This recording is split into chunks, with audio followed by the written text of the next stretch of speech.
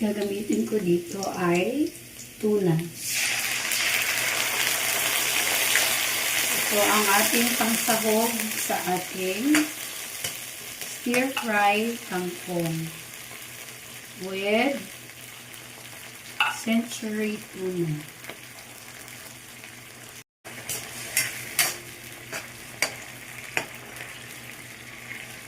Una nating ilunod ang ating stem.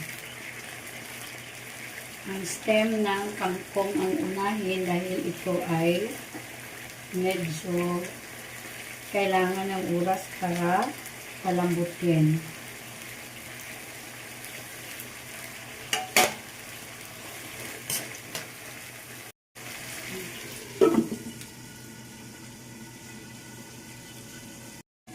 After a minute, medyo malambot na yung stem ng kangkong, ilunod natin ang dahon.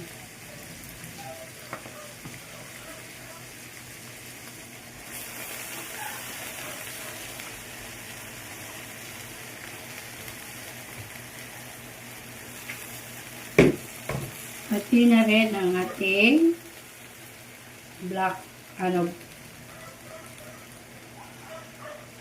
bell pepper.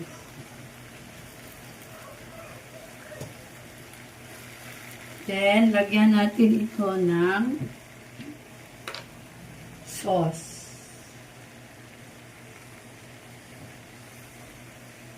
So, control tayo sa asin dito kasi may sauce na. So, we'll cook this for 2 to 3 minutes hanggang sa lumambot ang ating kangkong.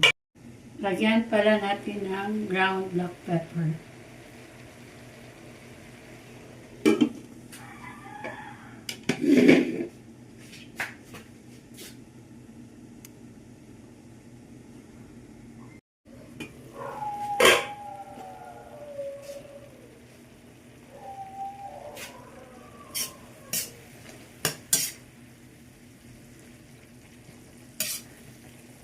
So, malambot na ang ating kangkong.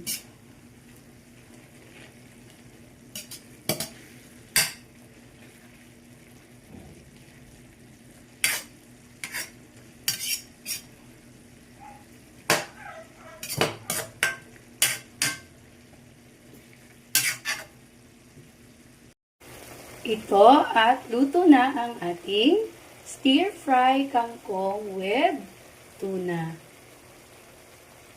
Masarap siya.